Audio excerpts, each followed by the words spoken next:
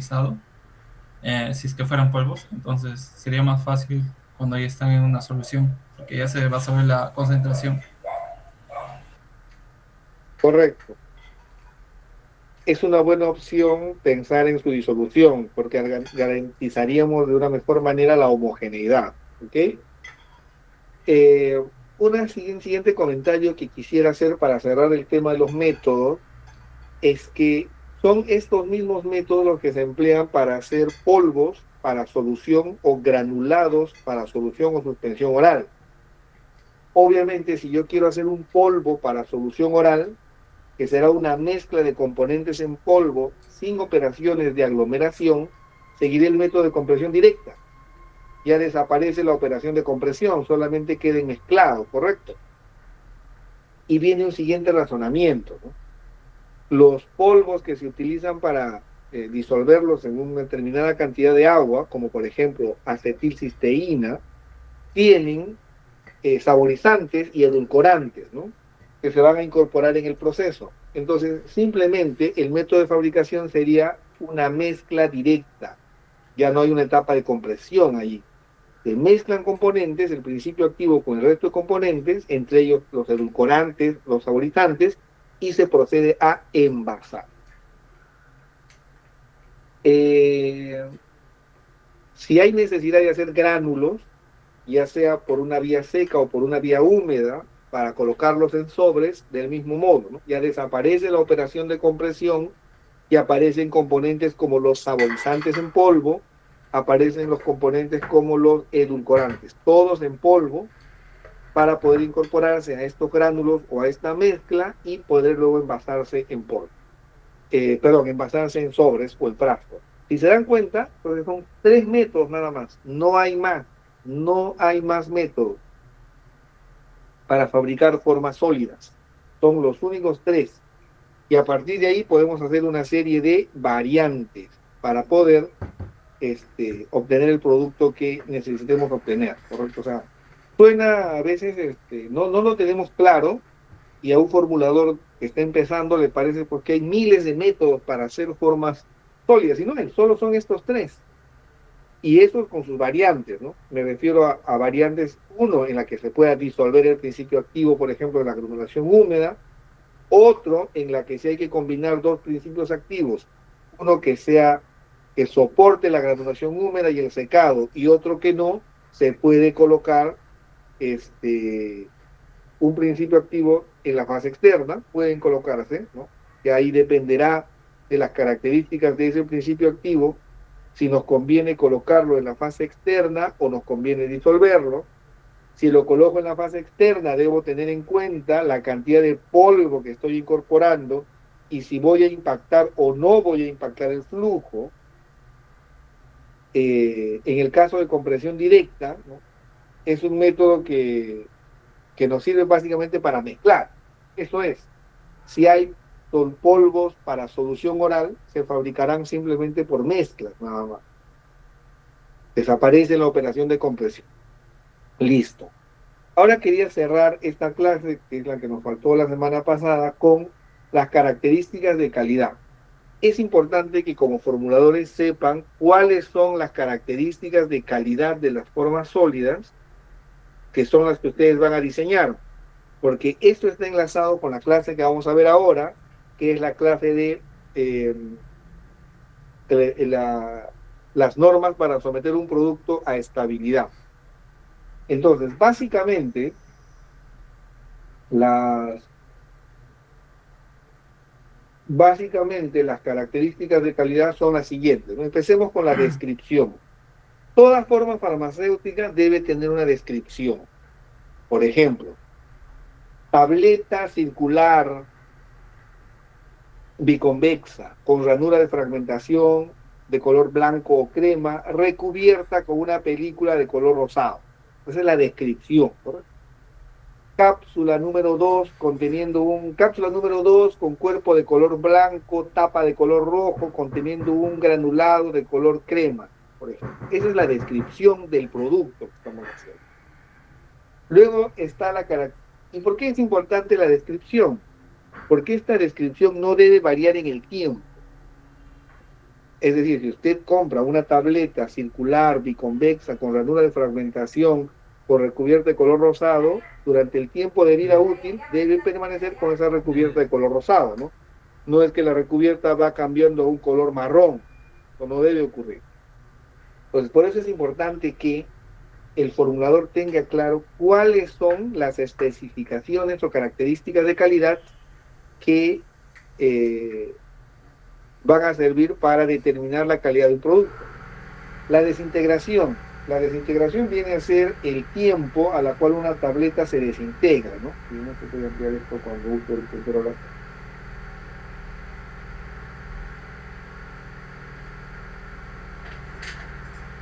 Bueno, la desintegración mide el tiempo a la cual una forma sólida se desintegra, una tableta.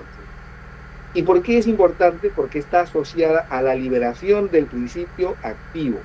En las formas sólidas, como sean tabletas, cápsulas, polvos o granulados para solución o suspensión, es importante que el principio activo se libere, porque eso está enlazado con la prueba de disolución que está acá. ¿Qué cosa mide la disolución? El porcentaje de principio activo disuelto en una cantidad de tiempo. Desintegración, ya si tienen, o sea, si diseñan ustedes una tableta que demora mucho tiempo en desintegrarse, ¿qué es lo que va a ocurrir con la disolución? No van a cumplir con la prueba de disolución. ¿Por qué razón? La disolución mide la cantidad disuelta en una unidad de tiempo, ¿no? 30 minutos, 45 minutos. Pero si ya de por sí tienen una tableta que demora en desintegrarse, es decir, en liberar gránulos, y estos gránulos a su vez en liberar cristales de principio activo, va a disolverse probablemente un determinado porcentaje, ¿no? Pero no la cantidad que debe disolverse. Cada principio activo tiene un valor Q. El valor Q nos señala la cantidad de ese principio activo que debe disolverse en unidades, por unidad de tiempo, ¿no? Por 30 minutos o 45 minutos. Eso también es específico de cada principio activo. Luego vienen algunas pruebas adicionales como la dureza o resistencia a la fractura. La dureza o resistencia a la fractura es importante en una tableta porque si esta va a ser recubierta, debe ser lo suficientemente dura para soportar ese estrés mecánico durante el recubrimiento. Si la tableta no es recubierta, debe ser lo suficientemente dura para soportar el estrés mecánico del embristado. La friabilidad, que también está en parte asociada a la dureza. También, si la tableta va a ser recubierta o la tableta va a ser embristada sin recubrir, debe tener una baja friabilidad, es decir, no debe erosionarse durante un estrés mecánico, porque si no lo que genera es polvo y tiene un impacto negativo en los procesos de bristeado. Además, a ningún paciente le va a gustar recibir una tableta pues que esté erosionada en sus caras, ¿no? O que tenga desportilladuras en los bordes. Entonces, por eso es importante. Otra característica de calidad, el contenido de humedad. En el caso de los procesos de granulación húmeda, el contenido de humedad obviamente va a depender del secado. Y el contenido de humedad, a su vez, el contenido de humedad a su vez condiciona reacciones de hidrólisis en la formulación. Por eso es importante establecer un determinado nivel de humedad. No voy a ocuparme de la prueba de identificación porque esa es una prueba, digamos, todos los principios activos deben someterse a una prueba de identificación, que son pruebas específicas, ¿no? Para saber que el paracetamol es paracetamol, que la loratadina es loratadina, que ibuprofeno es ibuprofeno, que clorfenamina es clorfenamina. La uniformidad de peso y la uniformidad de unidades de dosificación y valoración de contenido. Esas tres son claves. La uniformidad de peso significa que tanto cápsulas, tabletas y el contenido de granulado en los sobres debe ser constante a lo largo de un proceso de compresión. Vamos a ver esta prueba ahorita en la guía de estabilidades, lo importante que, qué importancia adicional cobra, ¿correcto? La uniformidad y unidad de dosificación nos indica el nivel de homogeneidad de un principio activo. Esa característica de calidad es crítica en las formulaciones de baja dosis. Y esa característica de calidad es crítica asociada al método de fabricación, ¿no? Decía uno de sus compañeros que nos convenía disolver un principio activo para colocarlo dentro del gránulo, ¿no? Correcto. Eso es correcto, eso está bien. Pero ¿qué pasa si no podemos hacer eso y el principio activo tiene que ir como extra granular? Entonces tenemos que diseñar un proceso de modo que podamos obtener y cumplir con la prueba de uniformidad de unidades de dosificación. Ese es su nombre largo. La mayoría de personas lo conoce como uniformidad de contenido. Y la valoración de contenido es cuantificar cuánto principio activo hay en las formas farmacéuticas, ¿no? Cuánto principio activo hay. Si declaramos que hay 10 miligramos por tableta, debemos encontrar 10 miligramos por tableta. Si declaramos que hay 500, tenemos que encontrar 500. Estas características de calidad explicadas así como lo acabo de hacer, digamos como que no despierta mayor interés, ¿no? Porque, digamos, las hemos visto en Farmacotecnia 1, tenemos una idea de cómo, de cada una de ellas. Pero ahora vamos a verlas desde otro punto de vista, ¿ok? Vamos a verlas desde el punto de vista de la guía de estabilidades, que es la clase que corresponde hacer hoy día.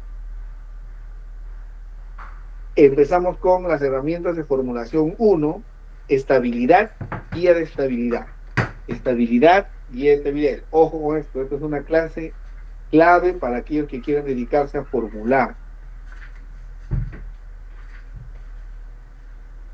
Vamos a hacer una breve introducción a lo que es estabilidad. Hablaremos de la guía de estabilidades emitida el año 2022, cuáles son los criterios para definir el tamaño del lote piloto, cómo se hacen las pruebas de estudio de estabilidad, condiciones de almacenamiento y qué cosas son los cambios significativos. A ver, avancemos.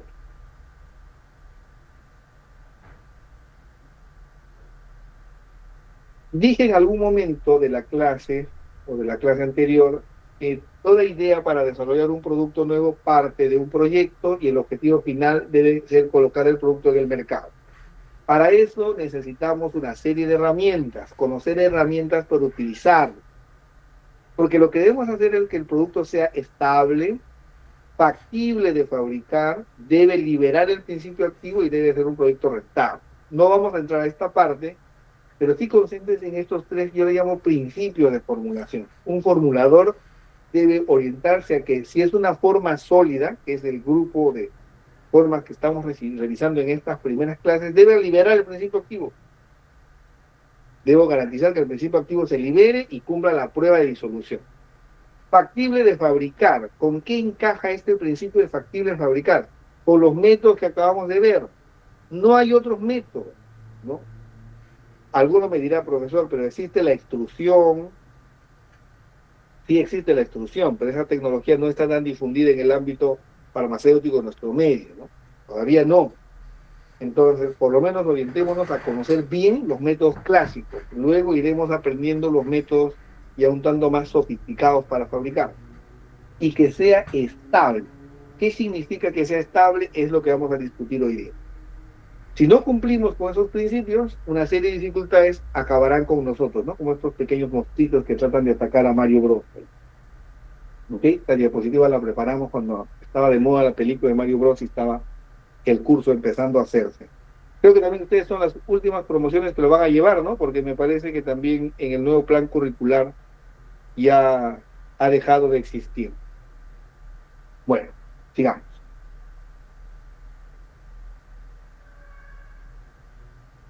¿Dónde encaja este tema de la guía de estabilidad? En la primera clase les decía que nosotros cuando empezamos un proyecto de desarrollo, empezamos con pruebas preliminares, ¿no? Donde determinamos la cantidad de principio activo, la fórmula y qué método vamos a seguir, qué forma farmacéutica, y bueno, definimos si van a ser comprimidos o cápsulas, si vamos a usar un método de aglomeración o un método de compresión directa. Esas son las pruebas preliminares. Digamos que ese granulado que hicieron ustedes en operaciones y procesos, quizá en Farmacotecnia 1, sería una prueba preliminar.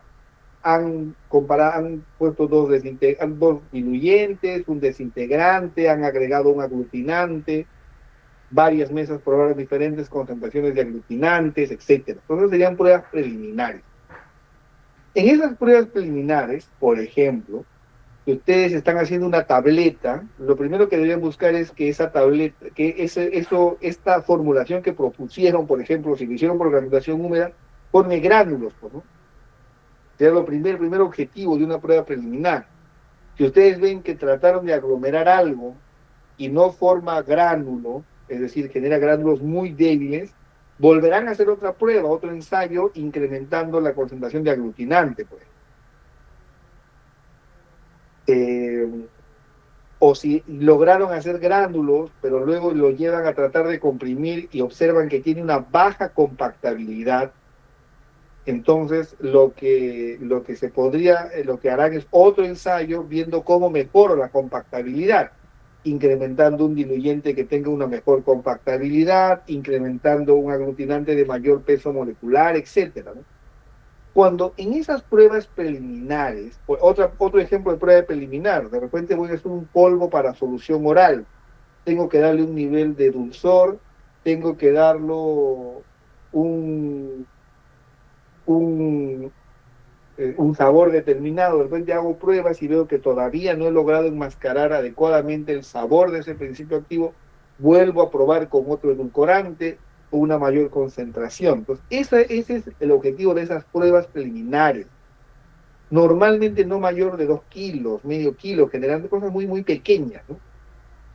Pero una vez que una de esas pruebas preliminares ya funciona bien, es decir, ya veo que tengo un granulado, o sea, una fórmula que forma un granulado, ese granulado tiene la suficiente resistencia para poder soportar una molienda, que se puede comprimir y que he mandado esas tabletas a analizar y libera el principio activo. Entonces tengo ya un ensayo exitoso, veo que el sabor de un polvo granulado para solución oral es agradable, he logrado enmascarar adecuadamente el sabor, entonces ya puedo pensar en pasar a una siguiente etapa, a una escala de pilotos.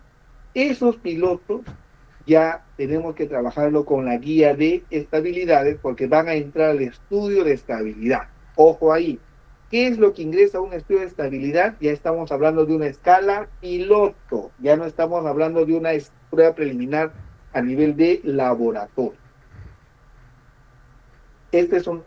¿Cuáles son el ámbito que estamos trabajando? Son las que están aquí, no vamos a volver a incidir en ellas.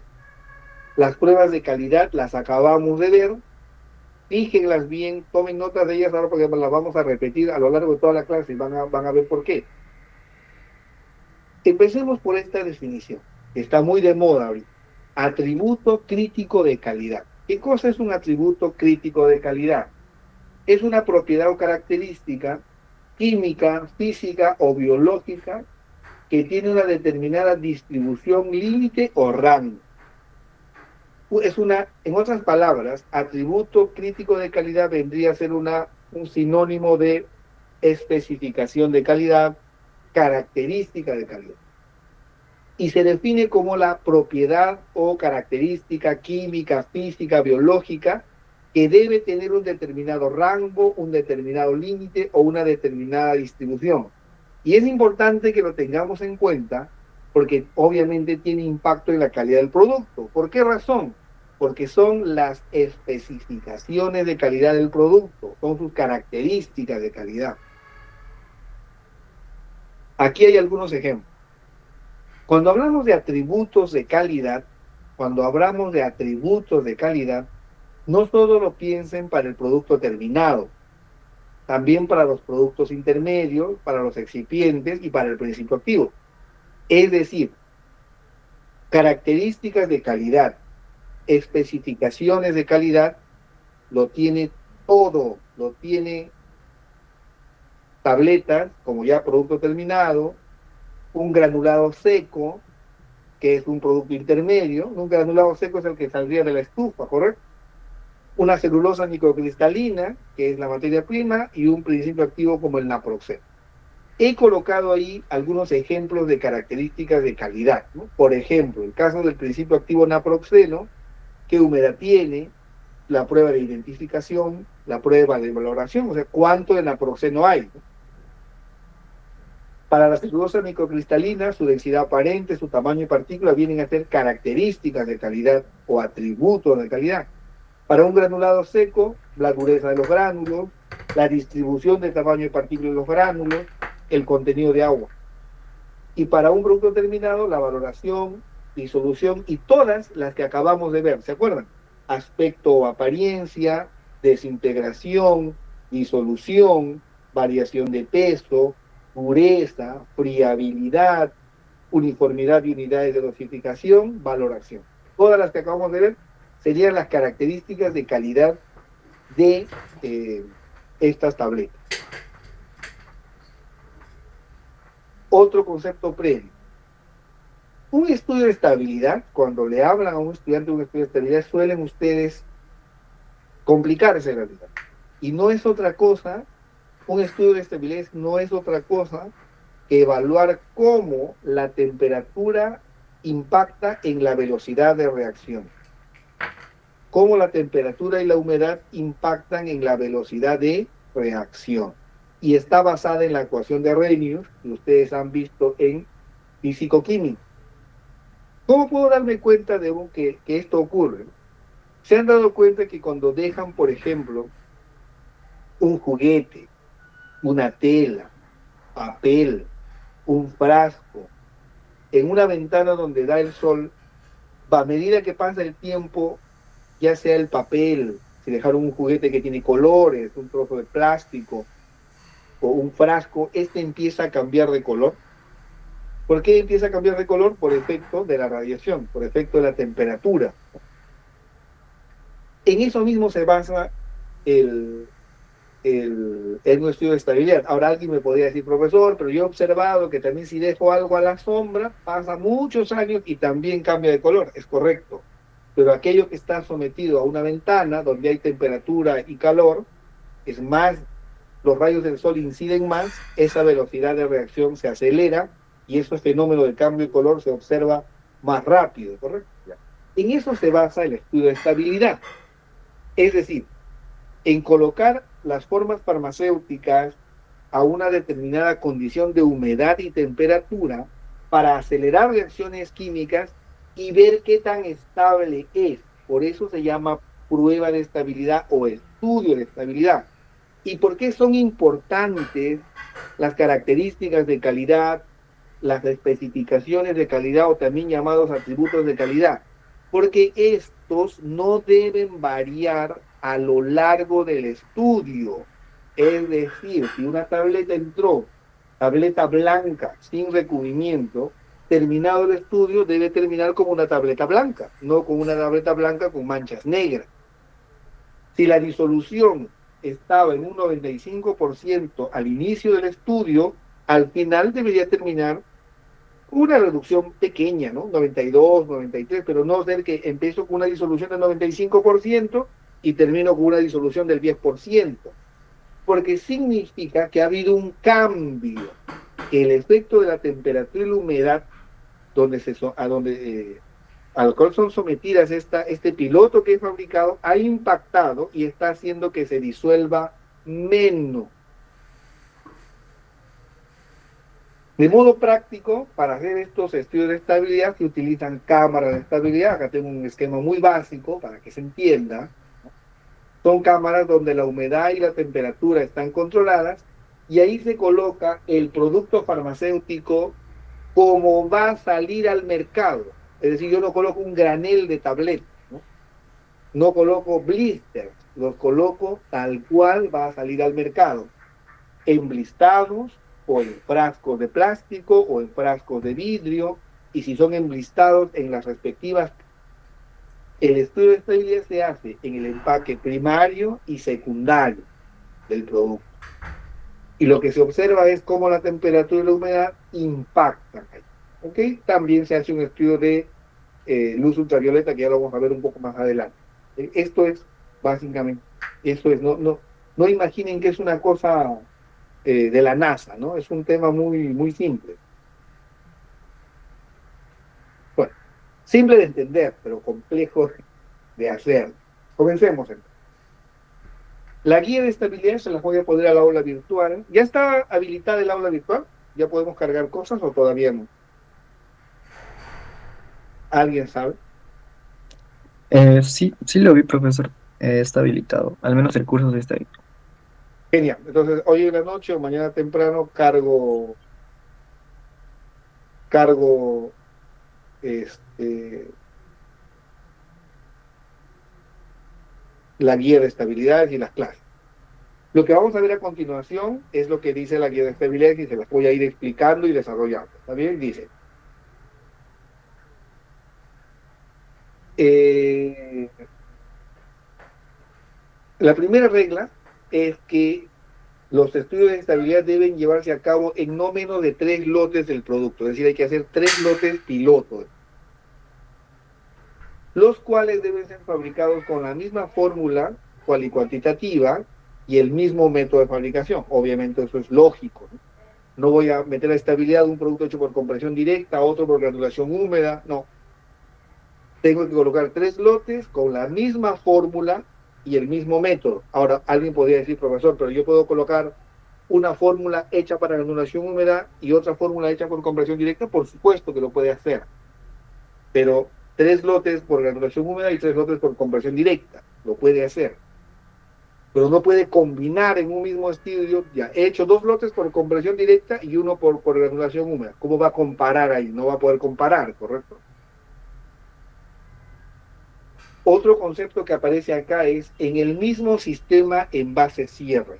El sistema envase-cierre es un concepto amplio, deben haberlo visto en Farmacotecnia 1, que básicamente comprende lo siguiente: es el envase primario, el envase secundario, más toda la información adicional que tiene un producto. Se han dado cuenta que los productos indican, algunos indican por colores, otros indican si se puede fracturar o no se puede fracturar. Todo ese sistema es el sistema envase cierre, que protege al producto y a su vez lo identifica. Bien. Los lotes piloto obviamente pueden ser de un tamaño más pequeño, ¿no? Pero acá viene un concepto importante, ¿no? Debe representar el proceso que se va a utilizar en fabricación. Eso es clave. La guía te dice que puedes hacer un lote piloto, obviamente de un tamaño más pequeño, pero que debe representar el proceso que se va a usar en la fabricación. ¿Por qué dice esto? Recordemos operaciones y procesos. Los factores de variación que influyen en el objetivo de una operación unitaria se dividían en 2 grandes grupos. ¿Cuáles eran?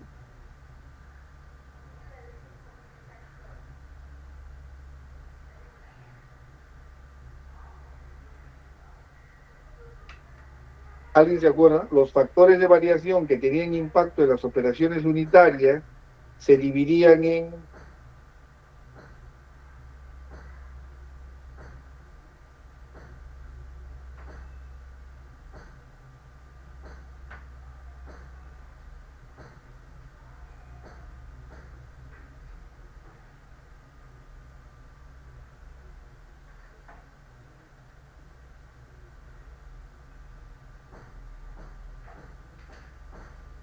¿Se acuerdan?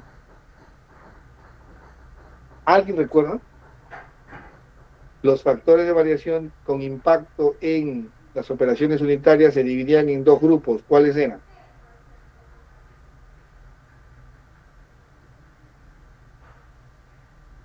Los del producto y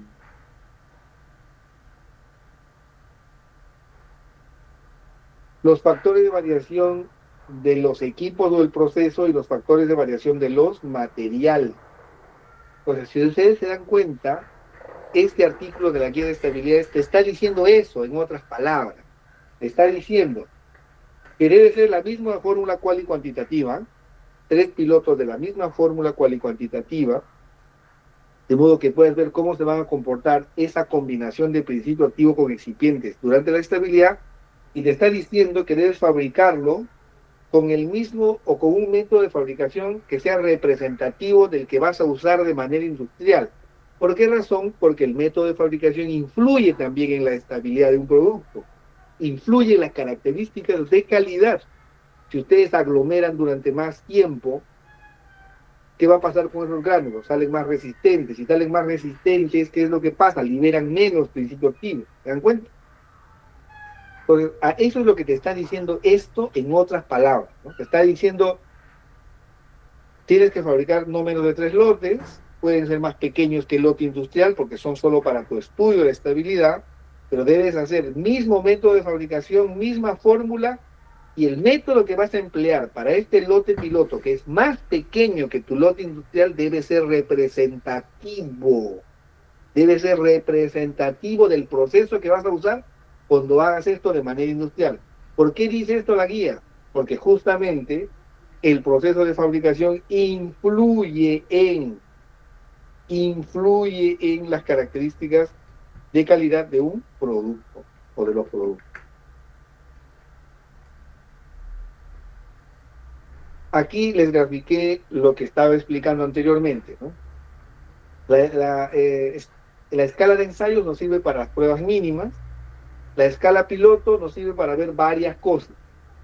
Primero, ver manufacturabilidad, es decir, que se pueda fabricar por los métodos que ya aprendimos o que ya recordamos.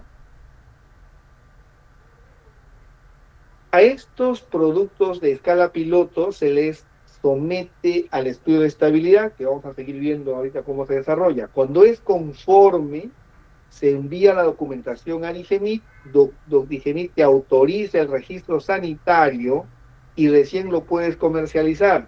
Entonces, cuando es conforme el estudio de estabilidad, le envías esa información a Digemit, todo el estudio de estabilidad, Digemit te dice es conforme, te otorga un registro sanitario, procedes a la etapa de transferencia tecnológica para pasar del lote piloto al lote industrial.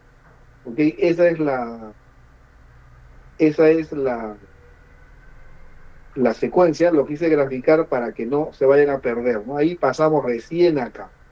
¿Qué pasa si el lote piloto no pasa la prueba de estabilidad? Regresas a hacer ensayos mínimos, corriges y vuelves a hacer otro lote piloto. Otro concepto que aparece, la zona climática. Dijimos que un estudio de estabilidad es un estudio en donde se somete al producto que queremos comercializar, a la fórmula que hemos propuesto, que hemos fabricado a escala piloto, a condiciones de humedad y temperatura controladas.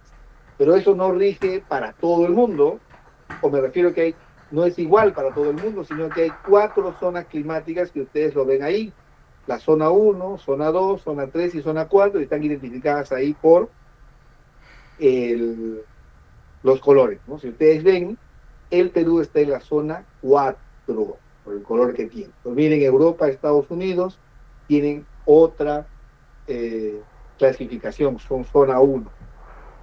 Entonces, no es que yo agarro y lo que fabrico acá lo puedo comercializar en Estados Unidos, ¿no? Tendrías que hacer un estudio de estabilidad de tu fórmula de acuerdo a las condiciones de humedad y temperatura, humedad y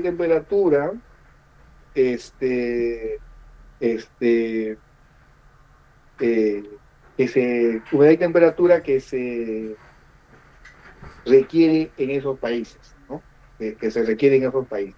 Entonces, si ustedes se dan cuenta, si Estados Unidos, que tiene zona 1, quiere comercializar productos en el Perú, sus productos tiene que someterlos a un estudio de estabilidad de la zona 4, porque sus productos están hechos para una zona de estabilidad de zona 1.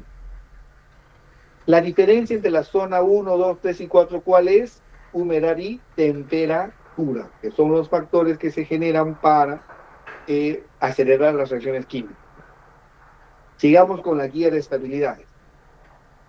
Dice que los estudios se pueden hacer en 3 lotes industriales o 3 lotes a escala piloto. Casi nadie utiliza la estrategia de lotes industriales porque es demasiado costoso, ¿no?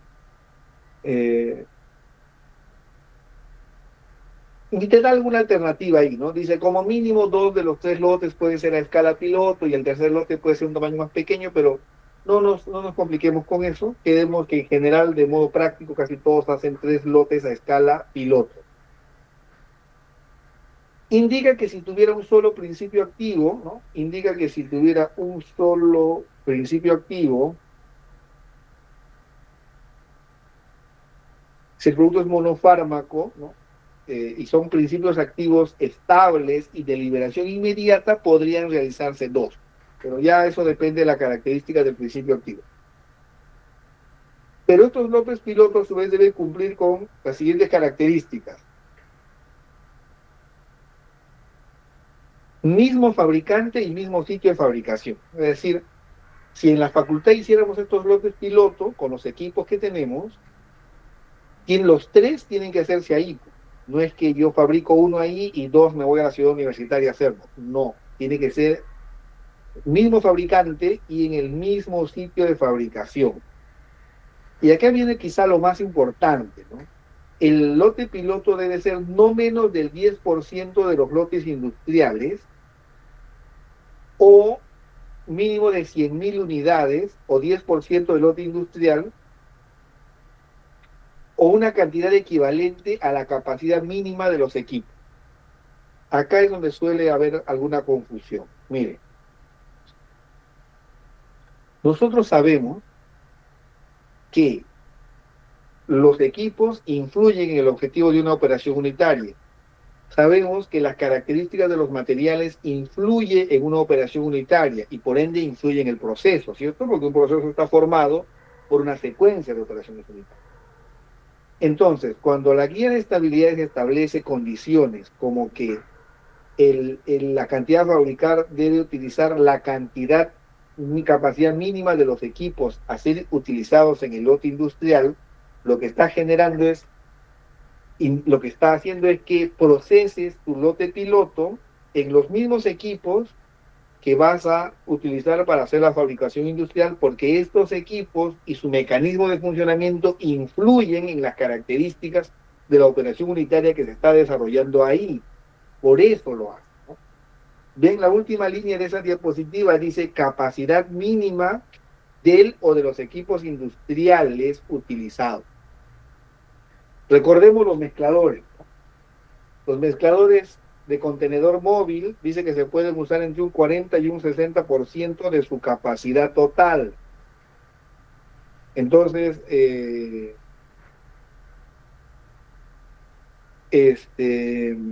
entonces,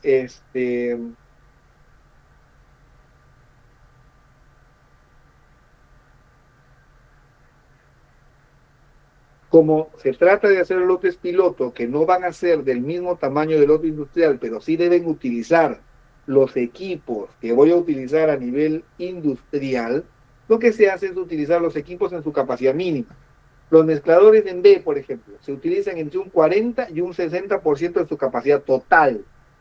Y así los amasadores también, ¿no? Generalmente decía un 50 y un 70% de su capacidad total.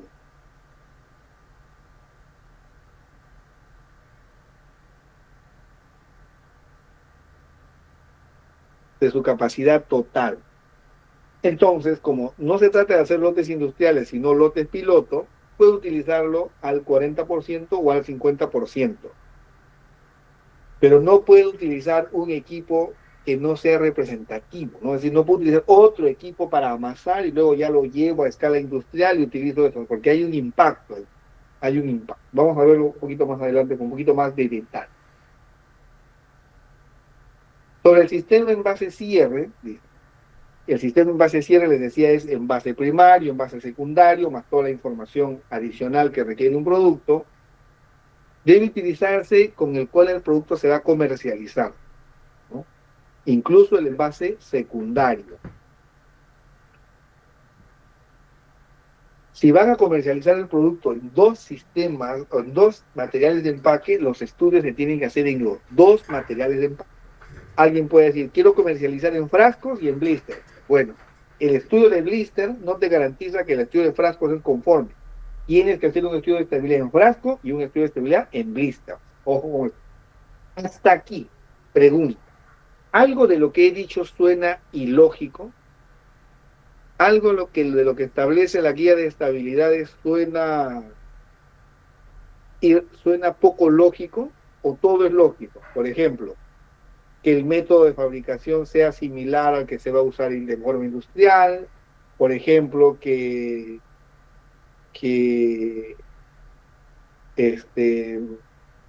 se introduzca estabilidades en el mismo empaque primario y secundario que se va a comercializar el producto. Algo suena ilógico, o la guía ha recogido cosas lógicas. Ha recogido cosas lógicas, ¿verdad? Eso es, no hay que tenerle miedo a las guías, hay que leerlas y enfocarlas como las estamos enfocando ahora, entender la lógica que hay detrás. Eso los va a ayudar mucho, ¿no? Los va a ayudar mucho. No se trata de repetir las guías como loros, se trata de explicarlas y aterrizarlas desde el punto de vista de la ciencia que ya conocemos. Los ensayos ahora, dicen. La guía establece, miren las dos primeras líneas acá, las especificaciones de estabilidad pueden ser diferentes a las especificaciones de un producto. ¿Qué quiere decir esto?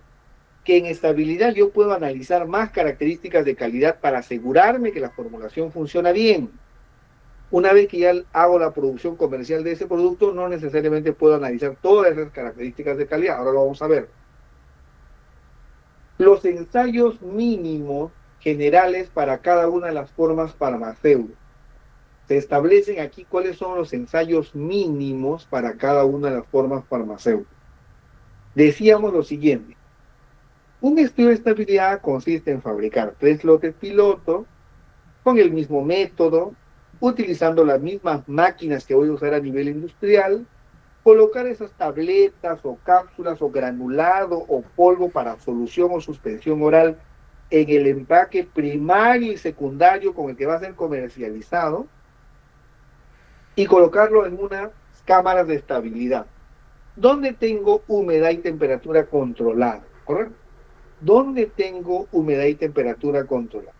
Y el propósito del estudio es acelerar las reacciones químicas para comprobar que en un tiempo dado, en el periodo de vencimiento del producto, ya es lógico deducir que al finalizar un estudio de estabilidad yo podré predecir cuánto tiempo de vida va a tener el producto. Por eso es que ustedes ven que tiene un periodo de validez de 2 años, 3 años, algunos por ahí muy poquitos, 5 años. Porque ese periodo de tiempo de validez sale ¿de dónde? De acá, pues, del estudio de estabilidad. Es una proyección matemática.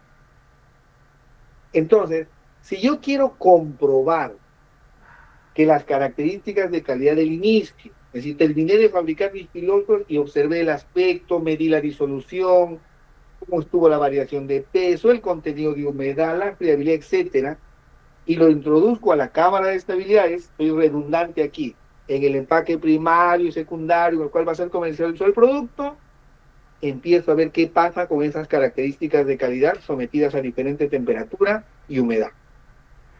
Entonces aparece este concepto de los ensayos mínimos. Y la guía nos da esta tabla.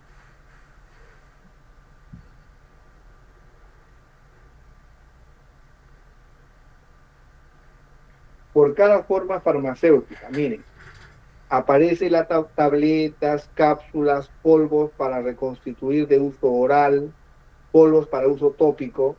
No voy a tocar en esta clase ni parenteral ni inhalación, ya no nos compliquemos con eso. Concentrémonos en lo que está en las líneas punteadas, nada más. Entonces te dice, fabricas tus lotes pilotos. Voy a ser redundante, ¿eh? Quiero ser cargoso hoy día, porque es clave que entiendan esto. Fabrico 3 lotes pilotos, mismo método de fabricación, utilizando las capacidades mínimas de los equipos que voy a usar a nivel industrial, porque los equipos influyen también. Coloco este producto, sea tableta, cápsula, polvo o granulado para solución oral, en el empaque primario y secundario en el cual pienso comercializarlo. Y lo introduzco a la cámara de estabilidades hago un análisis de todas sus características de calidad y luego lo introduzco a la cámara de estabilidad. Y empiezo a ver qué pasa con estas características de calidad cuando son sometidas a mayor temperatura y mayor humedad. Pero ¿cuáles son las características de calidad que tengo que ver? Bueno, aquí está. Para las tabletas, ver si hay cápsulas y polvos y también para polvos de uso tópico si hay cambio en el aspecto. ¿Qué sería un cambio en el aspecto? Cambia de color. Ya ustedes ven que empieza a cambiar de color. ¿Qué indica eso? Reacción química. La valoración. ¿Qué era la valoración? Cuantificación de la cantidad de principio activo. Sometido a mayor temperatura y mayor humedad, ¿qué creen que pase? ¿El principio activo tenderá a aumentar o a reducirse? ¿Qué dice el sentido común? Si yo Reducirse. coloco a reducirse, correcto, porque probablemente va a ocurrir una reacción química ahí, ¿cierto? Ah, veo que Agnes participa escribiendo. Queremos escuchar su voz en alguna de las clases antes que termine el semestre. No, dice su compañera a través de un emoji. Ok. Si coloqué y había 100% de principio activo, va pasando el estudio de estabilidad y encuentro 90%, hay un problema, ¿correcto? La materia no se crea ni se destruye, solo se transforma. Entonces, ese principio activo, que yo cuantifiqué en un 100% al inicio del estudio, ¿qué es lo que le va pasando en el tiempo? Se va degradando. ¿En qué se va convirtiendo? Quizá en alguna impureza. Luego viene la desintegración. A las tabletas y cápsulas dice que sí se les mide la desintegración, obviamente los polvos no, pero es importante. Puede haber durante el estudio de estabilidad un cambio en los aglutinantes que hace que se desintegren menos por acción de la temperatura y la humedad. Entonces es importante medirlo. Obviamente la disolución, ¿no? La disolución no puede variar, la disolución es la prueba estrella de la forma sólida. No puede empezar a disolverse menos, tiene que disolverse la misma cantidad, ¿no? O por lo menos cumplir el Q. El Q es la cantidad que debe disolverse. Por ejemplo, si aparece un Q de un 80%, te parece un Q de un 80%, ¿no? Entonces, esto aprendieron en farmacotecnia 1, debe disolverse más que Q más 5, ¿no? Entonces debería disolver más que 85. Vamos a imaginar que la disolución de un producto esté en 98%. Va transcurriendo el estudio de estabilidad, baja a 93, baja a 97, baja a 82. ¿Se dan cuenta? Empieza. ¿Por qué? Una transición polimórfica del principio activo, ¿no? Por lo que un principio activo que era soluble, pero por efecto de la temperatura y humedad, va convirtiéndose en algo menos soluble, ¿no? Va convirtiéndose en algo menos soluble. La tableta va haciéndose más resistente a desintegrarse, también es un fenómeno clásico que ocurre en los estudios de estabilidad por acción de la humedad y temperatura, entonces es importante chequear. La humedad, hay que verificar el contenido de humedad. ¿Puede aumentar el contenido de humedad a lo largo del estudio de estabilidad? Sí. ¿Por qué? Porque el material de empaque puede ser permeable a la humedad. Esto es última clase de farmacotecnia 1, criterios para la selección del material de empaque. Esa es la última clase, hasta ahora me acuerdo. Si yo veo que la humedad a lo largo del estudio empieza a aumentar, evaluaré dos cosas: la permeabilidad del material de empaque y que no haya colocado excipientes que sean muy afines por el agua. El pH. El pH puede cambiar en el caso de los polvos para reconstitución, por ejemplo. ¿Sí? Puede haber ahí una reacción y generar variaciones en el pH, eso es más crítico allí. ¿Qué más? Bueno, la parte microbiológica es sí o sí, no debería ocurrir ningún cambio. Ok. Hay muchas más pruebas, hay algunos detalles adicionales aquí abajo, ya los van leyendo con calma ustedes, pero lo que quiero que entiendan es la lógica de esto. Si ustedes entienden la lógica de algo, me encanta enseñar la lógica de algo, y a partir de ahí ustedes pueden construir mucho más. Lo que nos señala acá la guía es lo mínimo que tienes que hacer para verificar que tu producto es estable, porque lo vas a colocar a una humedad y temperatura mayores que la humedad y temperatura ambiente. Y ya explicamos cada uno por qué podría ir variando.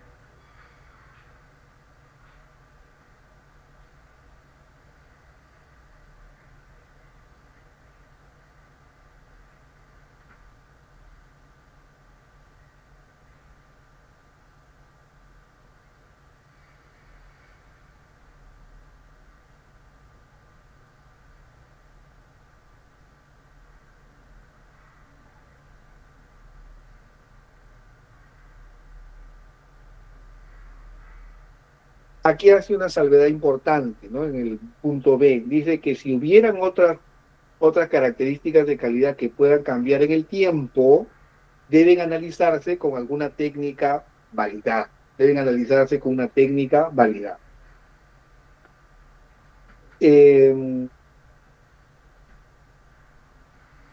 Estos dos puntos, tanto el C y el D, lo vamos a volver a ver cuando hagamos líquidos, no nos compliquemos ahora. Ahora vienen las frecuencias del estudio. Nadie me ha preguntado, profe, yo a propósito tampoco lo he dicho, profesor, ¿y cuánto dura un estudio de estabilidad? Bueno, los estudios de estabilidad se dividen en dos, un estudio de estabilidad acelerada y un estudio de estabilidad a largo plazo. Los estudios de estabilidad acelerada duran 6 meses y debe analizarse el producto como mínimo 3 veces. Dice, la frecuencia de la condición de estabilidad acelerada debe incluir como mínimo 3 puntos, incluyendo el inicio y el final. Entendamos esto. Voy a ser reiterativo nuevamente. Fabrico 3 lotes piloto. Misma fórmula. Método de fabricación representativo de los equipos que se van a usar a nivel industrial. Los coloco en el material de empaque primario y secundario que voy a comercializar. Hago el análisis. Ese análisis sería el análisis de tiempo cero. ¿Qué analizo?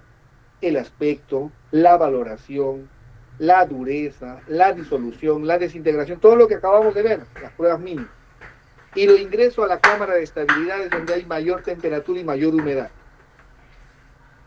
Lo dejo ahí. Transcurrido 3 meses, saco las muestras y vuelvo a analizar. ¿Qué analizo? Aspecto, valoración, dureza, disolución, lo que acabamos de ver. Listo. Obviamente saco las muestras que necesito y dejo el resto, ¿no? Para eso tengo que calcular cuánto necesito para todo el estudio, ¿no? No voy a ser un genio por allí que saque todo y luego le diga, y ahora para analizar a los 6 meses, no, profesor, no hay nada ya. Todo lo analizamos a los 3, los marcos, ¿no? Si eso pasa. Transcurridos los 6 meses, sacamos las muestras nuevamente y volvemos a analizar. ¿Qué analizamos? Los aspecto, dureza, disolución, humedad, todo lo que acabamos de ver.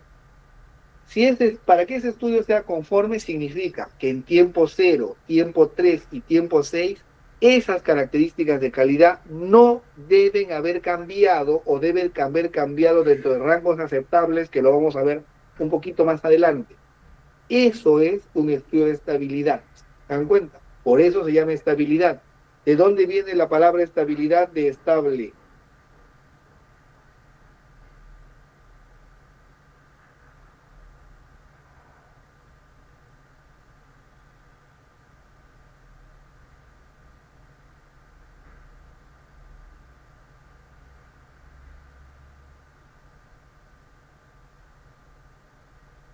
Que no varía en el tiempo, inmutable, incambiable, ¿no? Los estudios a largo plazo, dice, la frecuencia de estudio en la condición de largo plazo es para 3 meses el primer año, o sea, 0, 3, 6, 9 y 12 meses. Luego analizan cada 6 meses en el segundo año y luego una vez al año y hasta completar la vida 1. Estas son las dos condiciones. Un estudio acelerado que dura 6 meses, en los cuales tienes que analizar los productos que están sometidos a mayor temperatura y mayor humedad, es decir, tus 3 lotes piloto, en tiempo 0, tiempo 3 y tiempo 6, 6 meses. En cambio, si quieres someterlo a un estudio a largo plazo, tienes que analizar cada 3 meses en el primer año, es decir, 0, tiempo 3, tiempo 6, tiempo 9, tiempo 12 meses, ¿no? Luego, cada 6 meses en el segundo año y después una vez al año, para cumplir los estudios de estabilidad de largo plazo. Pregunta: ¿cuándo haré un estudio acelerado y cuándo haré un estudio a largo plazo? Por ejemplo, las vitaminas, ¿las podré someter a un estudio acelerado? Donde tengo humedad y temperatura elevadas, las vitaminas, tabletas que contengan vitaminas, ¿lo podré hacer en un estudio de estabilidad acelerada? No. No dice Agnes, nuevamente solamente participa escribiendo. Exactamente, ¿por qué no?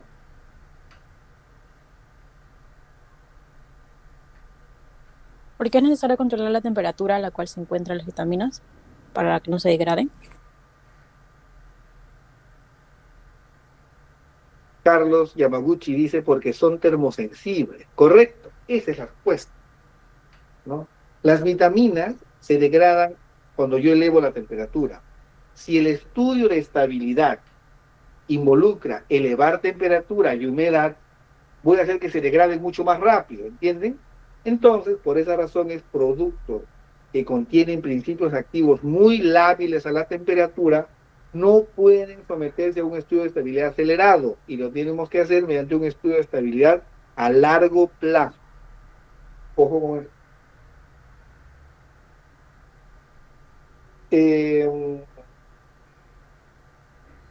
Nadie me ha preguntado tampoco qué zona climática es el Perú, ¿no?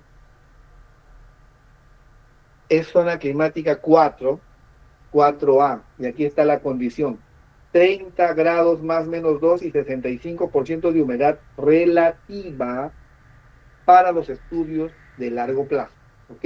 Ahora vamos a ver las condiciones aceleradas. Un estudio de estabilidad involucra almacenar productos bajo condiciones distintas de humedad y temperatura. ¿Ok? Entonces aparecen una serie de condiciones que la guía de estabilidad le llama condiciones de almacenamiento, para poder probar los productos, para poder probar su estabilidad.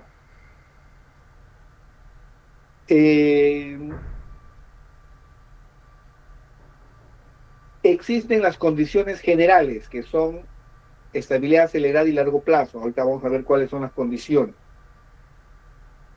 Condiciones para productos que tienen envases impermeables. ¿Por qué se caracteriza un envase impermeable?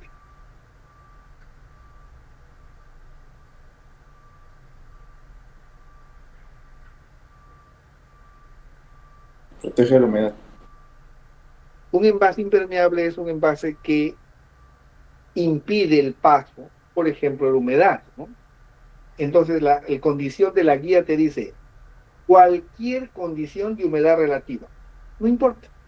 Cualquier condición de humedad relativa, por la temperatura nada más, no te importa la humedad, porque el envase en el cual estás colocando el producto es impermeable.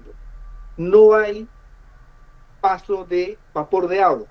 Entonces, simplemente cualquier condición de humedad, la temperatura sí, obviamente, ¿no?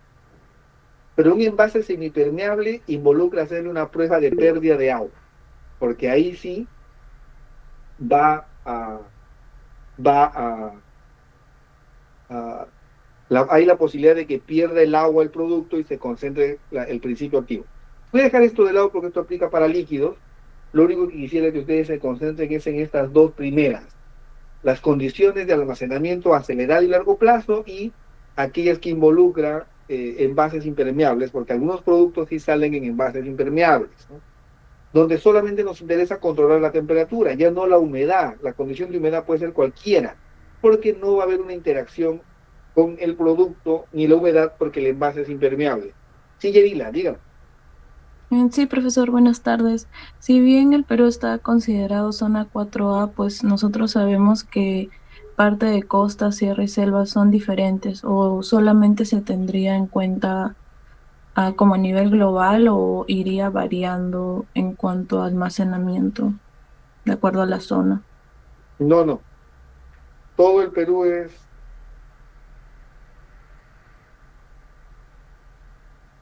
todo el Perú es zona 4A.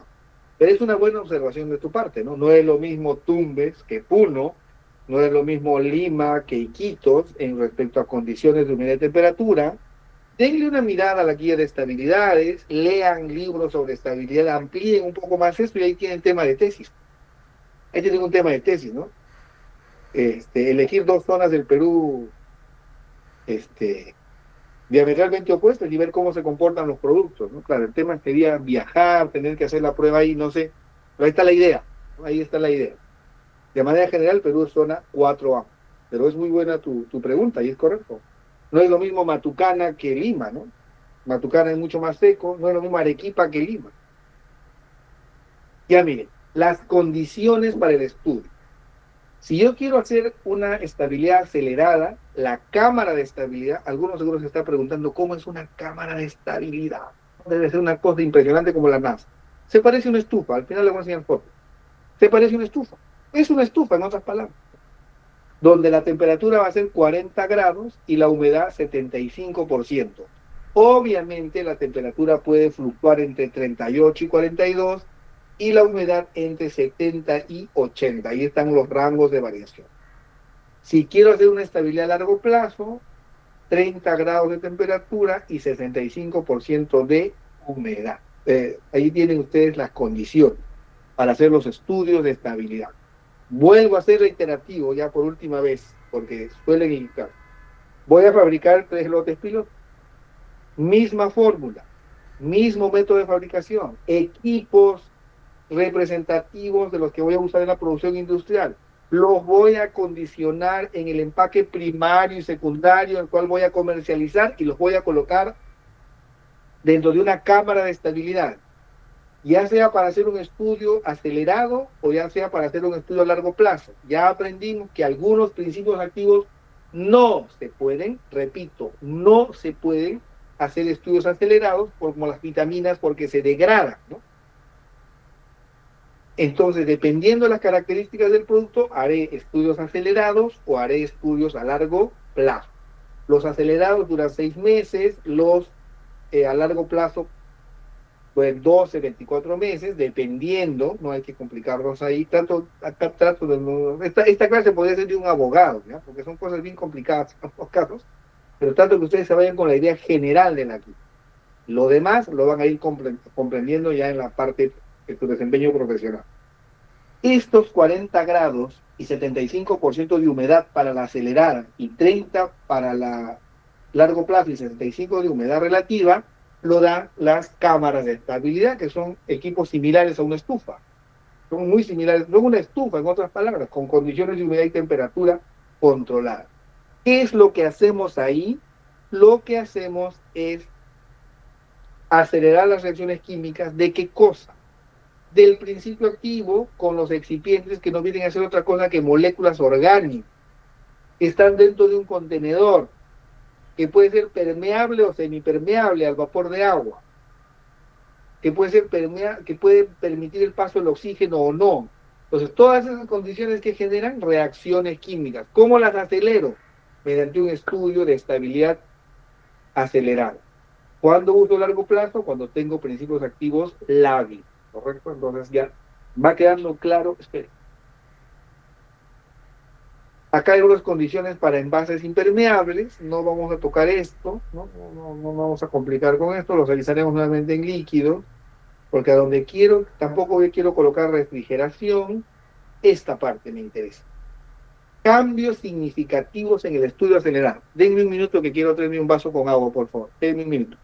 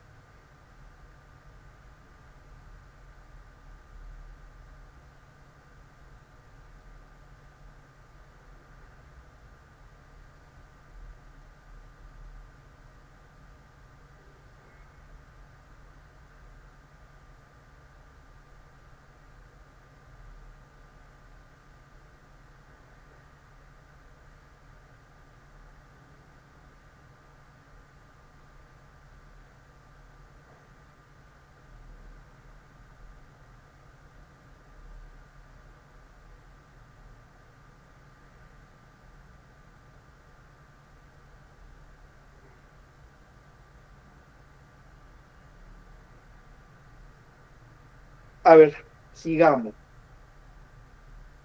¿Cuántos estamos? 60. Harold, ¿cuántos están llevando la asignatura? Pues, supuestamente 80. Supuestamente 80, pero tenemos una acogida de 60. ¿Por qué, Harold? ¿Qué ha pasado con sus compañeros? Algunos compañeros me comentaron que tenían clase más tarde. O sea, a las 2 de otro curso y como, bueno, empezó un poco tarde, se tuvieron que ir. O no sé. Ah, ok, ok. Ok. A las 2 de la tarde hay clases. Hacemos clases a las 2 de la tarde. De gestión, bueno, no, hay un curso que está a cargo del profesor Frank, de gestión de proyectos, que tienen clases a las Ah, 2 hermanos. 2 de la tarde. Bueno. Si yo realmente tuve un tema médico que atender, pues les pedí, queda muy cerca de mi casa, una cuadra nada más. Por eso les pedí cambiarlo, pero si no, lo hubiera hecho a las 12. Bueno, acabemos. Igual la clase va a quedar grabada para los que quieran verla. ¿Ok? Cambios significativos. Esto es lo más importante, o parte de lo más importante, ¿no? Vimos una tabla de pruebas mínimas, ¿no? ¿Qué cosa estaba contenida en la tabla de pruebas mínimas? Estaba contenida las especificaciones de calidad, características de calidad o atributos de calidad que deben analizarse, ¿no? Que deben analizarse cuando, que deben analizarse en estas frecuencias. Por eso estoy regresando para que quede claro, ¿no? A tiempo 0, tiempo 3, tiempo 6 meses, o acá 0, 3, 6, 9, 12. En esos tiempos es que sacan las muestras de las cámaras y analizan las características de calidad, ¿no? Lo que buscamos demostrar en un estudio de estabilidad es que no hay cambios significativos. Todos sabemos que van a cambiar los resultados, pero cuánto es que se permite cambiar y cuánto no, eso lo vemos acá. Miren, el número 1 dice, la pérdida de más de 5% de concentración de principio activo ya es un cambio significativo. Es decir, si yo hago mis cálculos para que el lote piloto esté al 100% de principio activo, vamos a hacer una clase de cálculos para revisar un tema de potencia, y en el estudio de estabilidad se pierde más del 5% del principio activo, no debería ser pérdida, ¿no? Es una degradación, debería ser la palabra exacta ahí. Ese estudio se invalida. Si tú empezaste con 100% y a los 3 meses encuentras 94% de principio activo, ese estudio se invalida. Tienes que volver a formular y volver a hacer el estudio de estabilidad. Si empezaste con 100% y a los 6 meses tienes 91%, chao, ese estudio se invalida. Indica que tu fórmula no es estable o que el material de empaque primario o secundario no está protegiendo adecuadamente esa fórmula. Tienes que volver a evaluar tu fórmula, volver a evaluar el material de empaque y volverlo a someter a estabilidad. Dice, otros valores pueden aplicarse a ciertos productos si se justifica por la naturaleza del principio activo, como los multivitamínicos. En ese caso, sí, los productos que llevan vitaminas, normalmente se les permite colocarle un sobredosaje porque ya se saben que se degrada, ¿no? Ya se sabe que se degrada. Pero es un caso atípico. Debemos formular siempre, que la mayoría de productos está en que no debe degradarse más del 5%. Punto 3. Incumplimiento de los criterios de aceptación del ensayo de disolución. Es decir, no debe...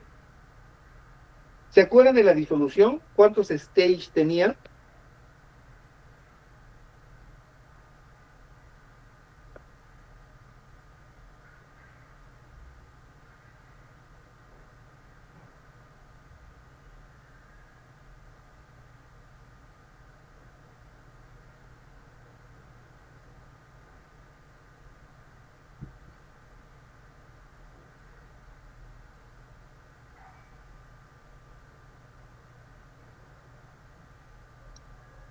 ¿No recuerdan la prueba de disolución? Si hacemos práctica de eso en farmacotecnia 1.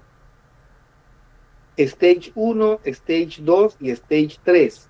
Acá dice, es un cambio significativo el incumplimiento de los criterios de aceptación y el ensayo de disolución para 12 unidades, es decir, cuando pasa a un Stage 2. La disolución debe cumplirse con las primeras 6 unidades. Stage 1, ojo allí. Entonces, no deben haber, es decir, el producto no debe empezar a disolverse menos. 4. Aumento en la concentración de productos de degradación o sustancias relacionadas más allá de los límites establecidos. En los últimos 10 o 15 años, se ha empezado a controlar con más detalle lo que se denominan productos de degradación y sustancias relacionadas. Los productos de degradación son los que se generan, por ejemplo, a raíz del proceso, partiendo obviamente de la molécula del principio activo. Las sustancias relacionadas son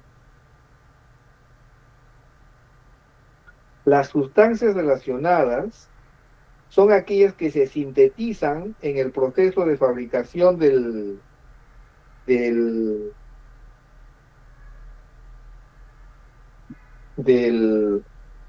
principio activo, ¿no? Y que a veces pueden aumentar, ¿okay?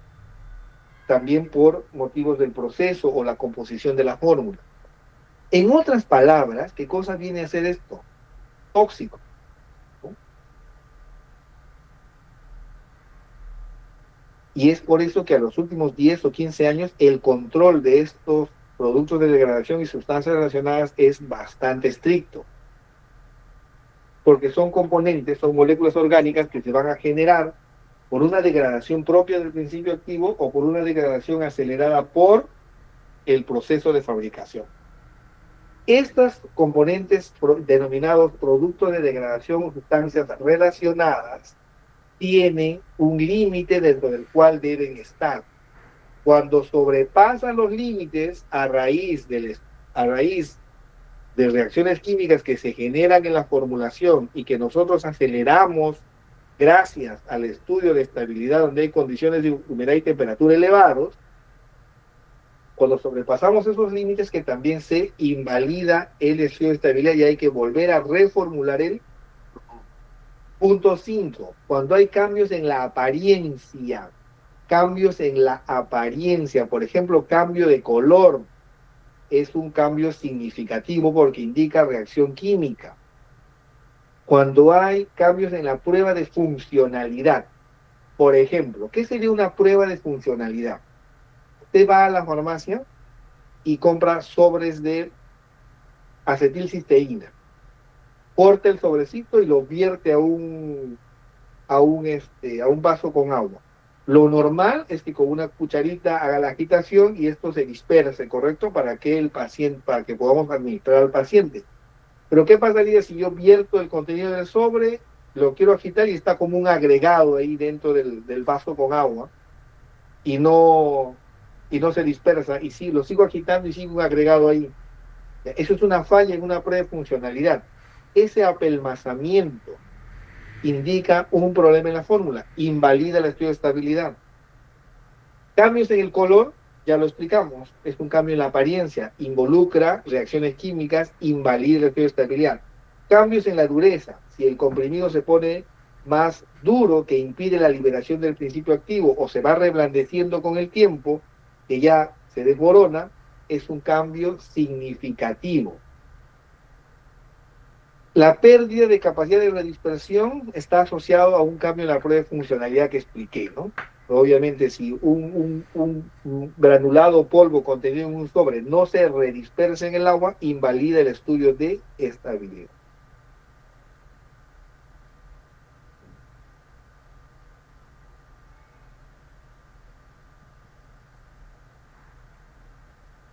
¿Alguna pregunta hasta acá?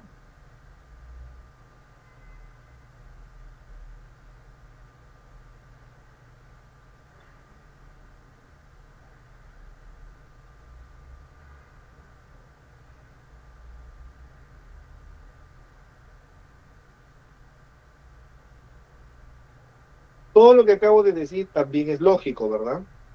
nada de la guía está tirada de los cabellos. Que se pierda un 5% de la concentración del principio activo, obviamente los que no son lábiles, cambio significativo. Disminución de la disolución, cambio significativo. Incremento de estas toxinas que son degradación y relacionadas, cambio significativo. Cambio en la apariencia, por ejemplo, un cambio de color involucra la reacción química, cambio significativo. Incremento en la dureza y por ende retención del principio activo, cambio significativo. Pérdida en la capacidad de redispersión, cambio significativo. Todos los que son cambios significativos invalidan el estudio. ¿Qué hay que hacer? Reformular. Y no solo involucra pensar en excipientes y principio activo, involucra pensar en el material de empaque que estoy utilizando. Recordemos última clase de farmacotecnia 1. ¿Qué cosa es el material de empaque? Una barrera. ¿Barrera contra qué? Humedad, oxígeno, radiación UV, contra el polvo, microorganismos. Eso es un empaque primario, una barrera. Entonces, si un producto farmacéutico requiere una mayor barrera, una menor barrera, eso tenemos que determinarlo al inicio, en lo que el doctor Castillo nos explicaba como preformulación, donde conocemos las características del principio activo para no tener problemas en la estabilidad. Es decir, el formulador debe tener conocimiento del principio activo, de los excipientes, de la característica del material de empaque para elegir el mejor y cumplir esto de acá. Ese es un desafío importante, ¿se dan cuenta? Formular para cumplir la guía de estabilidad. Ya ven ustedes todo lo que se considera cambio significativo, ¿no? Esto es nuevo. En los últimos años, o con esta guía del año 2022, se ha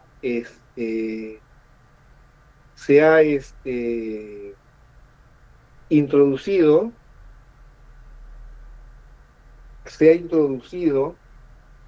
el estudio de estabilidad de mutuo.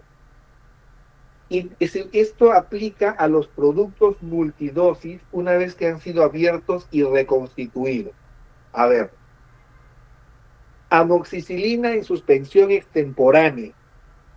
Para la farmacia usted compra un frasco que tiene un polvo dentro, el cual reconstituye con agua. Y dice, utilícelo dentro de los siguientes 7 días. Ya. El estudio de la estabilidad en uso, ya. A ver, vamos a regresar en el tiempo. Pensemos en una suspensión extemporánea. Pensemos en una suspensión extemporánea de amoxicilina, por ejemplo, la cual se comercializa en frascos. Usted va a la farmacia y le van a vender un frasco que tiene un polvo dentro. Usted podría pensar que voy a hacer la estabilidad como el profesor me acabo de explicar, ¿no? En vaso, fabrico mis 3 lotes piloto, en vaso, en frascos color ámbar, por ejemplo, para las amoxicilinas, y los llevo a la cámara de estabilidad. Pasa el tiempo y veo que no ha cambiado el color, no ha cambiado el sabor, la valoración está conforme, el pH también, excelente, lo puedo vender. No, ahora ya no se puede hacer eso. Aparece la estabilidad en uso. Usted tiene que probar que es estable cómo el paciente lo va a usar. ¿Cómo lo va a usar el paciente? Disolviéndolo en agua. Y en el caso de la amoxicilina es 7 días.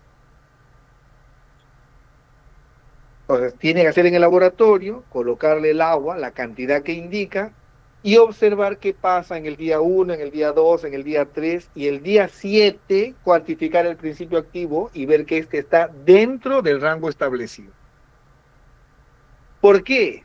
Porque no vaya a ocurrir que el paciente reconstituye y al día 3 se le forma un taco, ¿no? O al día 3 ya se degradó el principio activo. Por eso es importante la prueba de estabilidad en uso.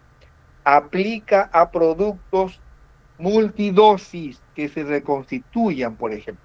Ojo con ese detalle. De repente hay un frasco con tabletas, que vienen 30 tabletas, y el paciente tiene que tomar una tableta diaria. Igualito. Lo que va a hacer el paciente en el día diario, ¿qué es? Va a ir, va a agarrar su frasco, va a abrir el frasco, va a sacar su tableta, va a volver a tapar el frasco y al día siguiente hará lo mismo, ¿no? Ya. El hecho de que abra todos los días ese frasco genera una interacción del aire, el cual tiene oxígeno y tiene humedad, con esas tabletas. Puede ser que ya la tableta que se tome en el día 30 tenga un impacto, una degradación del principio activo. Hay que hacer esa prueba en el laboratorio. ¿Cómo se hace? Coloca el frasco y todos los días simula lo que hace un paciente, ¿no? Abre el frasco y lo vuelve a cerrar. Al día 2 abre el frasco y lo vuelve a cerrar. Día 3 abre el frasco y lo vuelve a cerrar hasta que llegue el día 30. ¿Y ahí qué hace? Cuantifica la cantidad de principio activo. Esos son los estudios de estabilidad en gusto. Y es lógico, ¿verdad? Porque así lo va a usar el paciente, no es que a alguien se le ha ocurrido para torturarle la vida a usted en el laboratorio. Es lógico.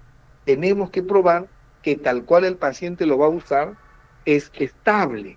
No vaya a ser que como abre durante 30 días su frasco de tabletas y el día 30, pues la última tableta que se toma ya solamente tiene tóxicos, ¿no? Ya no tiene principio activo.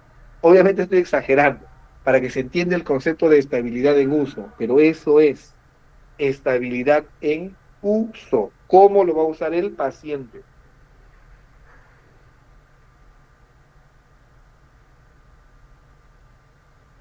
Si hay alguna pregunta, por favor.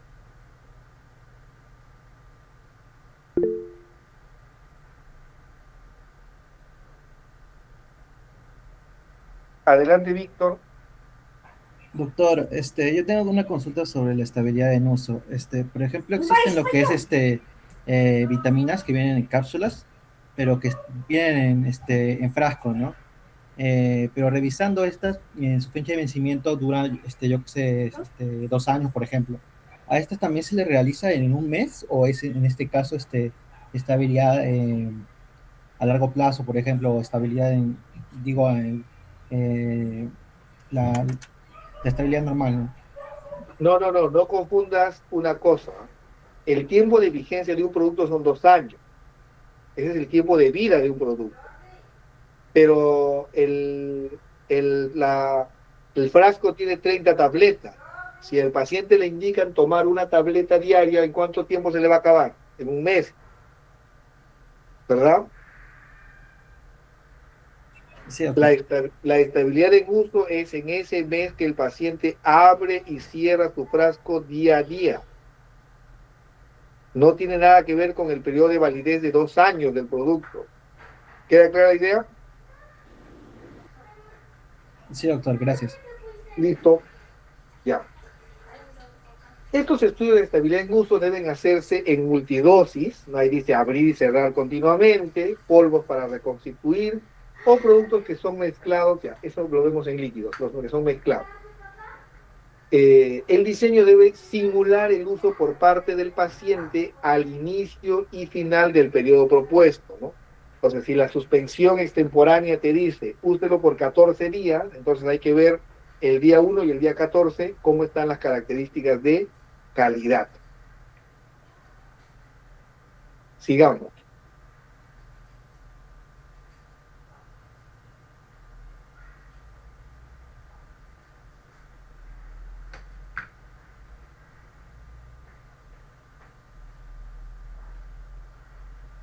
Ok.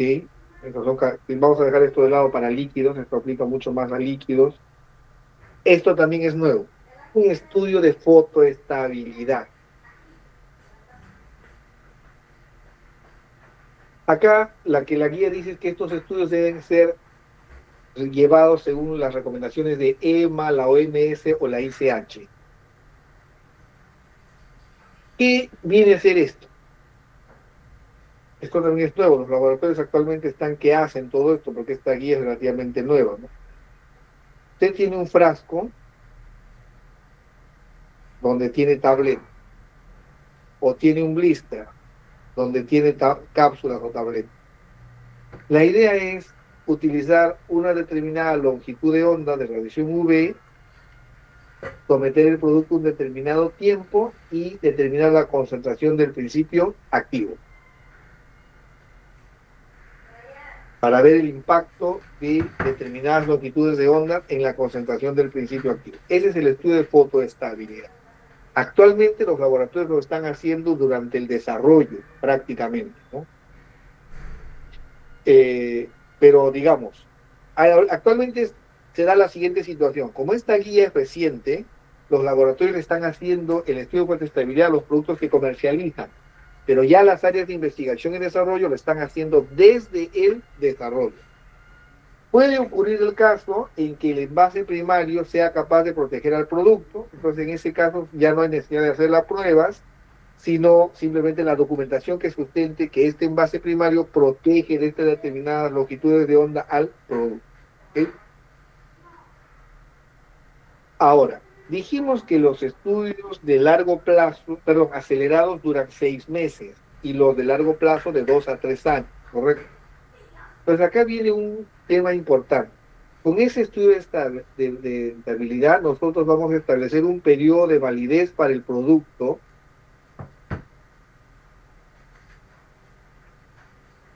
de un determinado tiempo. Ahí es donde surge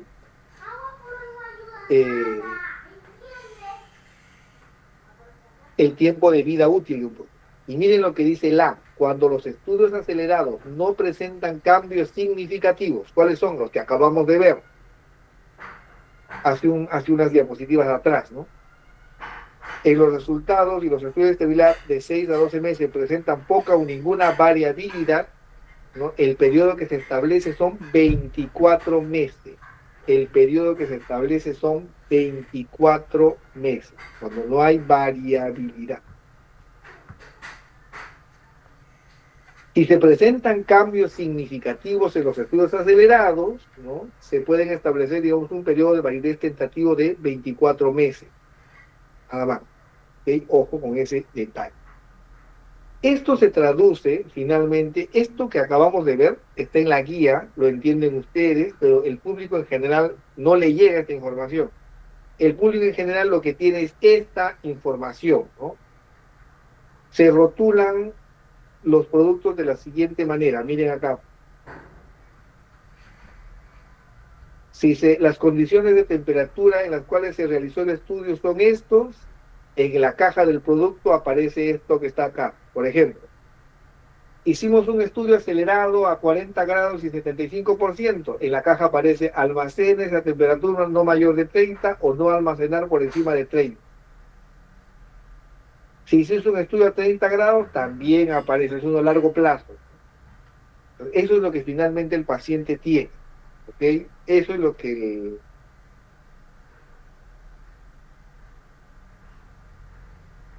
Ahora, dice, otra condición, ¿no? Si se hizo el estudio a 30 grados por un cambio significativo. ¿Qué quiere decir eso? Que cuando lo hicieron a 40 grados hubo un cambio significativo, entonces tuvieron que hacer el estudio a 30 grados, colocan almacenes a una temperatura no mayor a 30, algo muy similar a lo anterior, ¿correcto? O almacenes entre 15 y 30.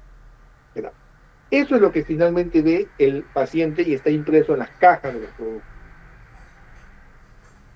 Aquí tienen una fotografía de cómo es una cámara de estabilidad, ¿no? No viene a ser otra cosa que una estufa gigante, ¿no? Donde están condiciones de humedad y temperatura establecidas, para que tengan una idea del tamaño. Ahí están las cámaras de estabilidad para que lo vean comparado con las personas, ¿no? Están ahí, son grandes. Y con eso terminamos. El objetivo de esta clase era que entendiéramos que tenemos que formular para cumplir qué cosa. Eso es lo que tenemos que cumplir.